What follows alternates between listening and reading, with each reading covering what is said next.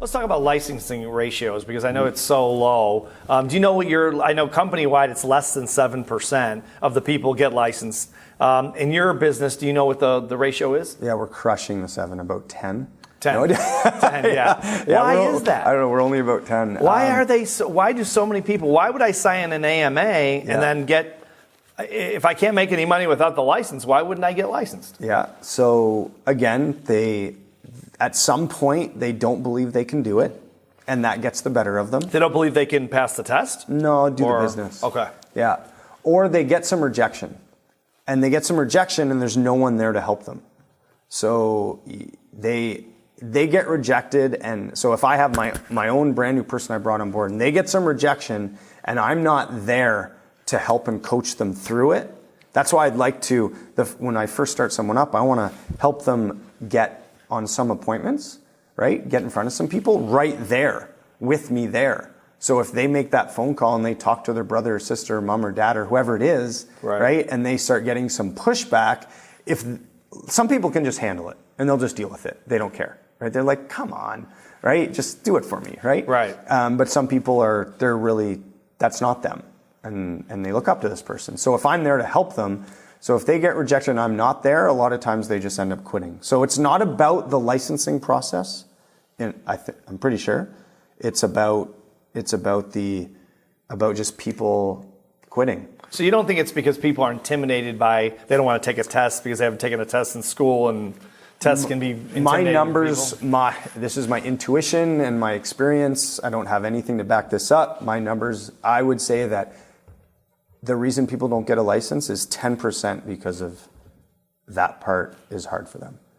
So like 10% of people might struggle to get a license because of that.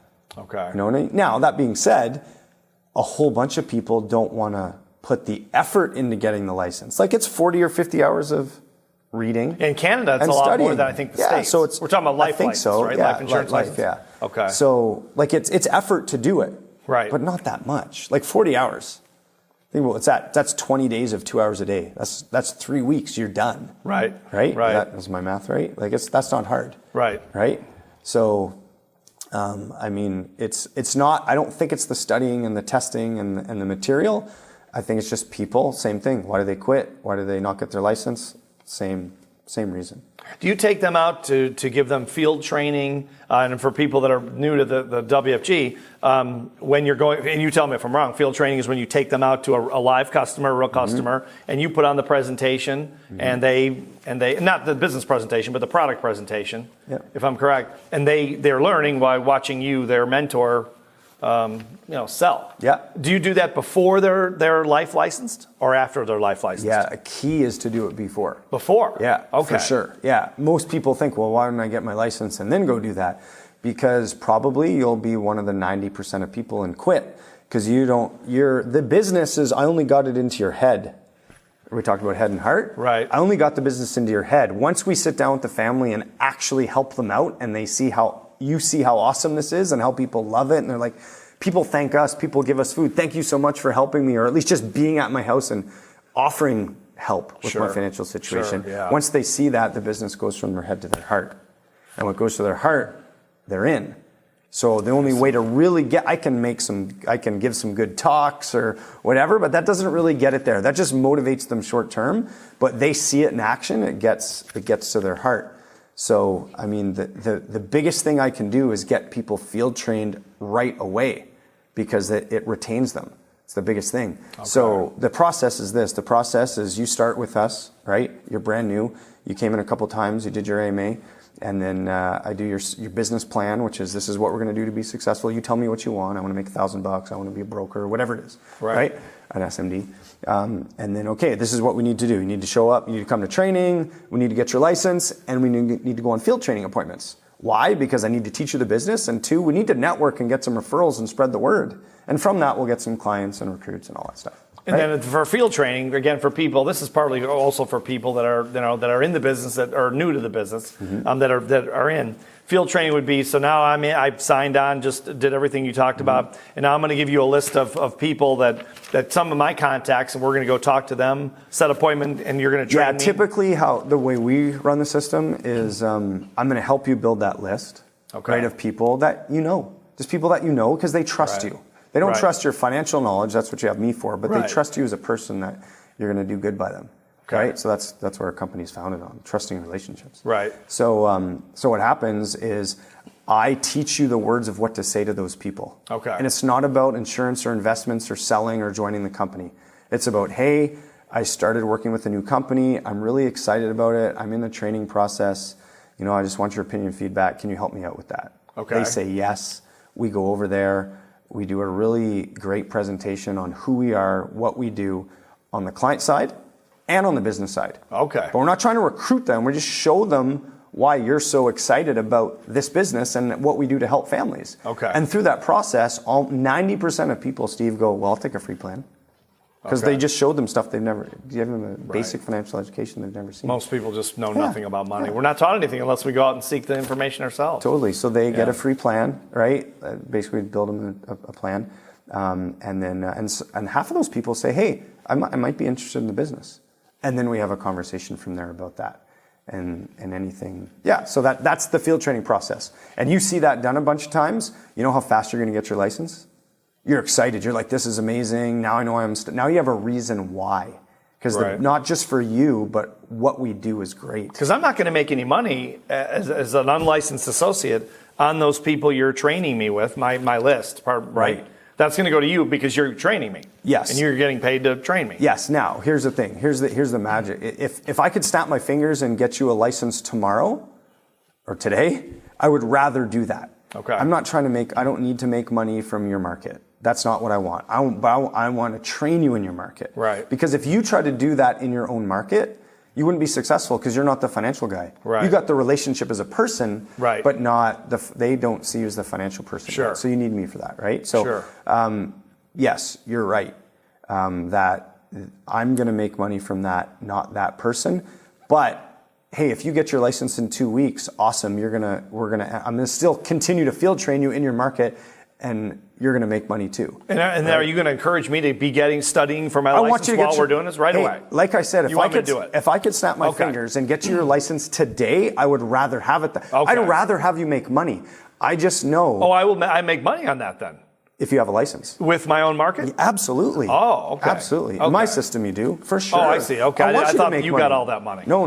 Gotcha. No. Okay. I want you to make money. But the thing is if you don't go out in the field, you wait till you get licensed, almost no one gets their license. Wow. They quit. Interesting. Because the business was up here, not here. Gotcha. Right? So it's like a waltz where we try to, hey, I don't want your market. I don't need your market, right? What I need you to become successful. And the way for you to become successful is I get you to believe this is great, and I get you to start working like you want this thing.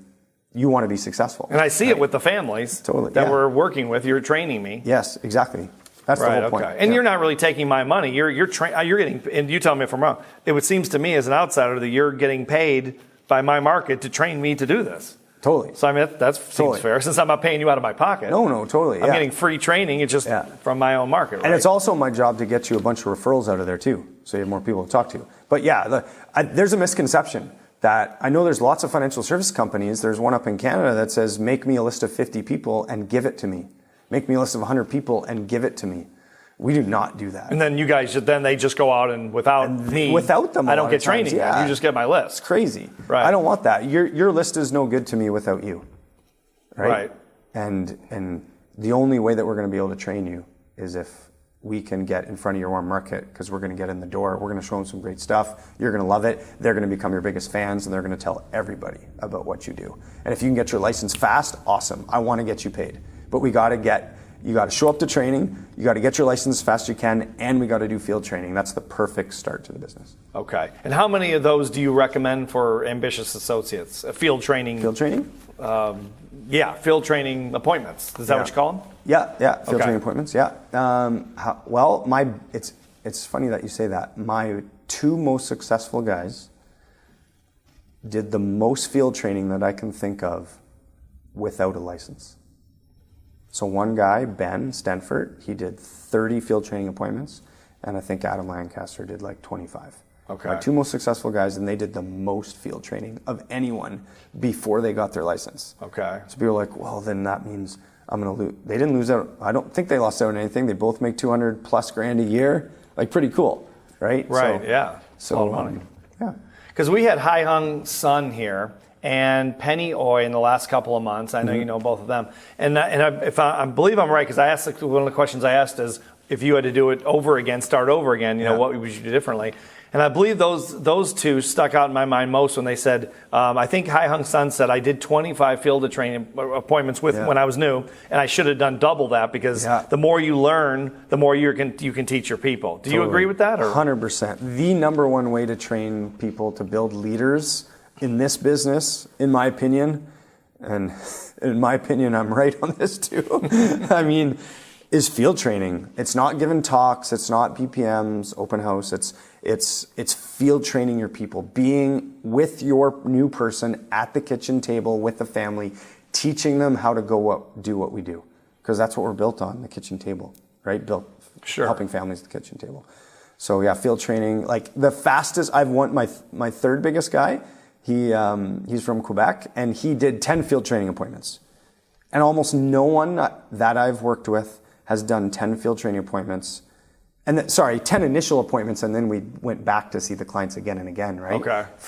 To do the business or whatever. Right. But 10 new people, right? Because that's the only English people that he knew. Okay. So, like, I was only good for him for 10 people. Right. And the ninth and 10th one, basically, I said it in English, and they looked at me, and they looked at him, and then he translated in French. They were French. So it was like extra training for him, because he had to say it every time. And then then I basically field trained him over the phone, and he would go out and his next 10 appointments he would do, and then he would just be calling me all the time. Hey, what do I do here? What do I do here? Because I was no good to him in the French market. Sure, right. So 10 is like minimum, and almost no one's ever been built on 10 in my hierarchy. And 20 to 30 is, for sure, like, get on 20 as fast as you can. And the faster you do them, the more condensed they are, the more you learn, right? Right. Someone else said that in one of the interviews as well, one of the leaders. It's like practicing for 10 minutes at a sport, or practice, 10 times, or practicing for 100 minutes in a row. You're going to get way more proficient in that 100 minutes than just 10 minutes spread out over long periods of time. How many did you do when you came in? Do you remember? Yeah, I 20 plus. I don't know exactly, but 20 plus. And I was really fortunate. I got trained by Cam Agnew, who's an EVC, an over $1 million earner, and Greg Sternadka, who's an EVC and, over 1.5 in income. So. All hockey players. Yeah, all you guys are all hockey of us players. hockey players. Yeah, some better than others. Me, not so good. But. So what would be the ideal number? Would you say at least 20 plus? 20 plus. Yeah, Okay. aim for 20. Okay. Yeah, Let's talk about some of the negative stuff that's levied at WFG. One of the big ones is, especially online, people say, "Well, it's a scam." Mm-hmm. How do you respond to those people? Yeah. So, I think the best way is to ask them back a question. So this isn't going to be an answer, but this is how I answer it. I say, "So what do you mean by that? What's a scam?" Well, and here's what usually happens. So they'll say, "Oh, like one of those things where you take people's money, and then if I know them, they'll go like this. But you wouldn't do that, and I just read it on a blog. Never mind." Like, literally, we call it a smokescreen objection. They're just saying something to see if you're serious, I think. Right. A lot of times it wasn't even anything. But if they do truly believe that, right? My answer to that is, okay, so number one, we're owned by Aegon, which is a massive, massive company, over 4 billion assets. They probably have some really good lawyers. And before they bought World Financial Group or WMA back in 2000 or 2001, I'm not sure what they paid. I'm pretty sure a couple $100 million, but I'm not sure what the number is. Pretty sure they did some research. And I'm pretty sure they had some really smart people doing the research to make sure it wasn't a scam. Right? Right. And if you know the Dutch and Aegon, they are not going to touch something that's not real and wholesome, let's call it, right? They're not about that at all. So they did some research, and I'm pretty sure that, some blogger on the internet did not crack the code over Aegon. What do you say to people when they say, "Hey, I read something on the internet. I'm really not interested. Thanks anyway." Right. So First of all, I mean, again, I'd ask them what did you read?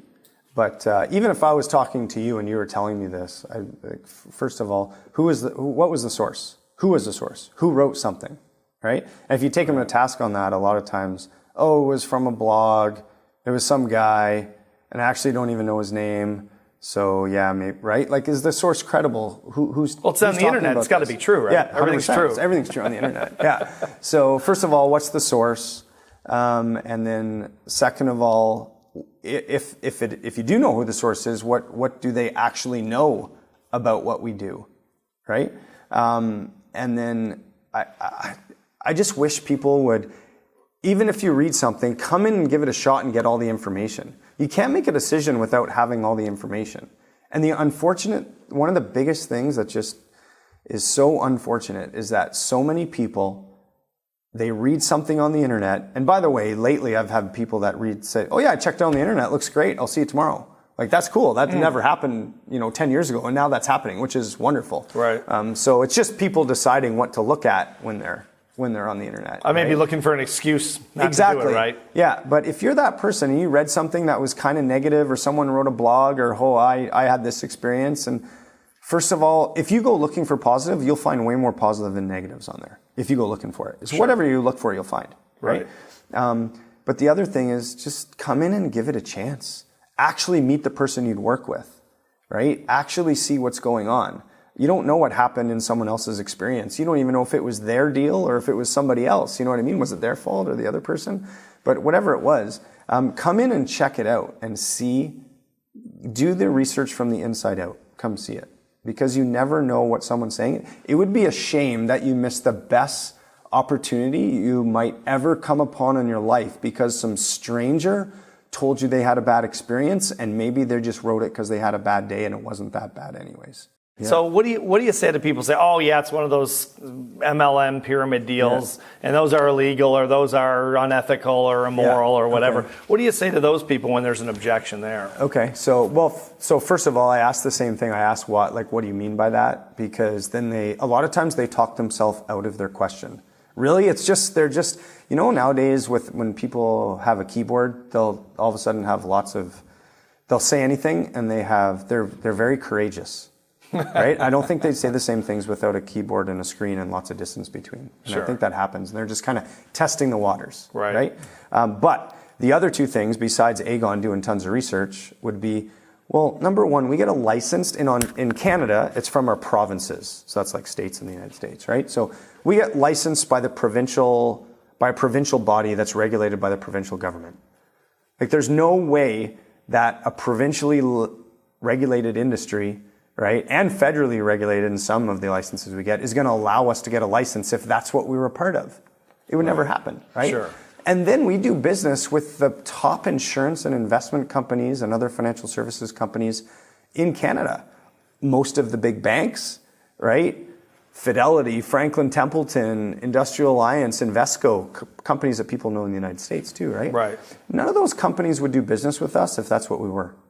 They wouldn't risk dragging their names through the mud if that's what they were associating with. They're not, right? And then you asked about MLM. A lot of people don't know what MLM really is. Well, but they hate MLM. I know, right? So many people go, I hate MLM. I don't want to do network marketing. Yeah. Why do they hate it so much? You know what? I don't know, but I think maybe there's a couple things. One thing would be that haven't we all had the person that just got into an MLM? And especially now with Facebook, that's all they talk about. That's all they're all over it. No one likes that pressure, right?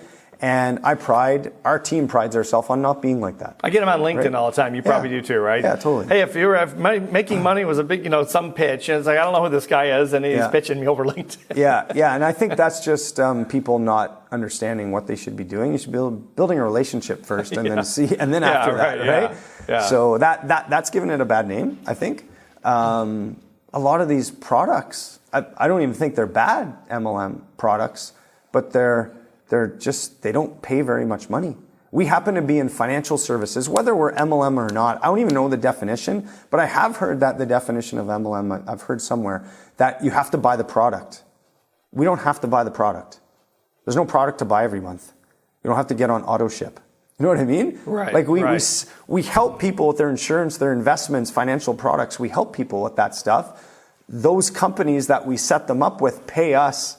They compensate us just like a mortgage broker or whoever else would get compensated. Right. And then we get, renewals and trails based on us servicing the client afterward. But it comes from the companies, not the client, right? It's pretty cool. Sure. So you strap the highest paying industry onto, I wouldn't call us an MLM, but I'd call our structure of how we get paid a little bit like that.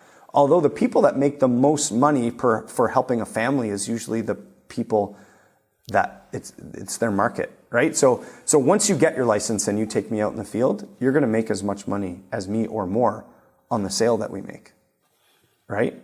And then eventually you'll make more than So me. it's like a 50-50 split once the person has their license? It's kind of like, yeah, more or less. It depends on where you're at. There's a couple different levels. There's too much to get into. Is but that determined by the leader or by the Oh no, by compensation guidelines. plan? Oh, by guidelines. Okay. Yeah, what's amazing in our company is you don't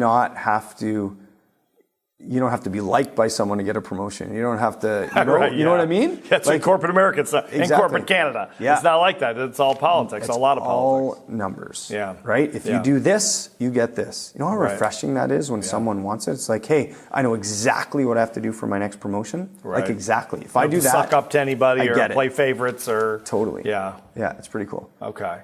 So one of the things that people have called over the years, they've called us about, they said, well, I talked to my financial advisor at, XYZ traditional company, and what they say is that the WFG products, the financial products that you guys represent, there's no products, of course, from WFG technically, but the products that you guys represent are more expensive to pay for the multi-level compensation plan compared to a traditional company. And I've never really known what to say because I don't know the answer. How do you respond to that?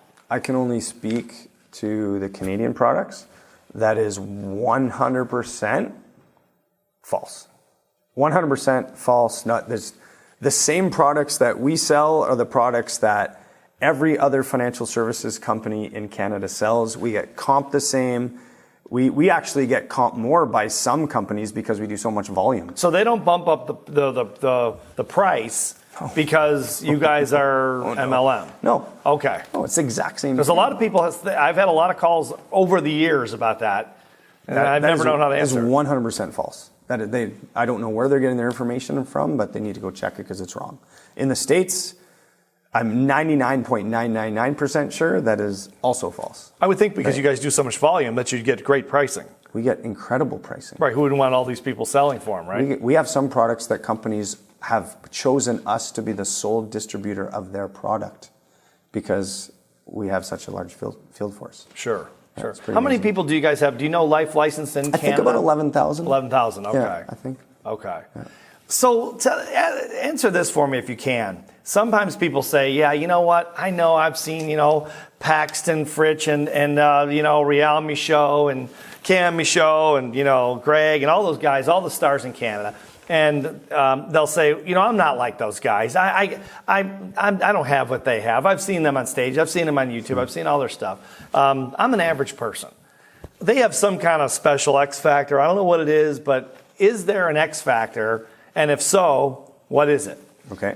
So first of all, to back up a little bit, I was that guy saying, I don't have what they have. I can never do this too. We all were. You just see the finished product. Well, it's not finished, but you know what I mean? You see the product now. Sure. You see the 750, the million, the whatever a year of income. And I'm not the same person that I was 10 years ago. Not even close, right? Like even to this day, if I was to walk down the mall in one of the major malls in Ottawa, I'm a complete introvert.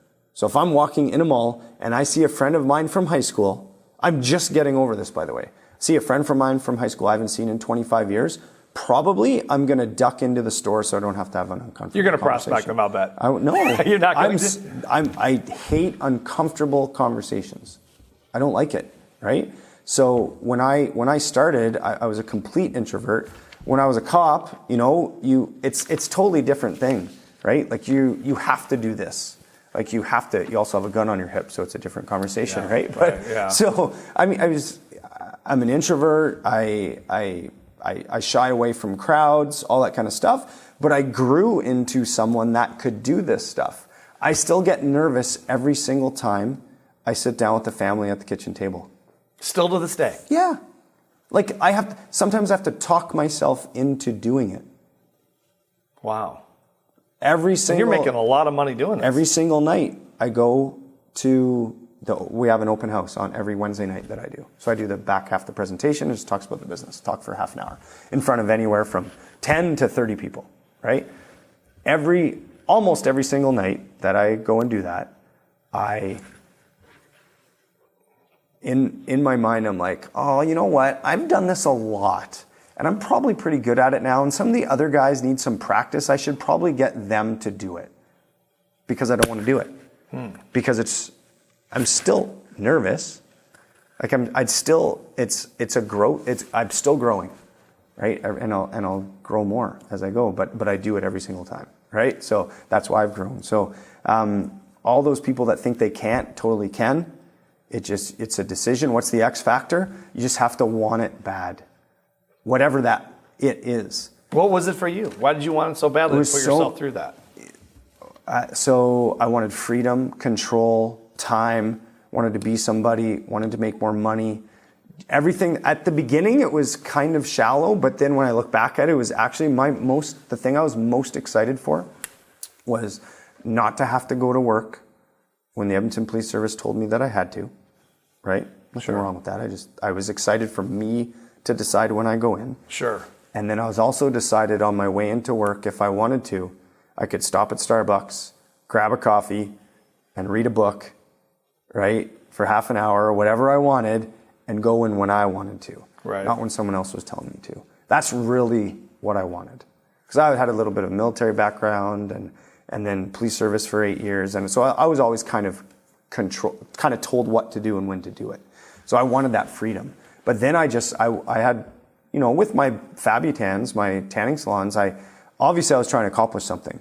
I wanted money, I wanted to be somebody, I wanted freedom, I wanted control, I just wanted to have something that I could call mine, right? Be proud of that, not work for somebody else all the time, right? So I think the X factor is you have to want it bad and you'd be willing to do the things that it takes to get it.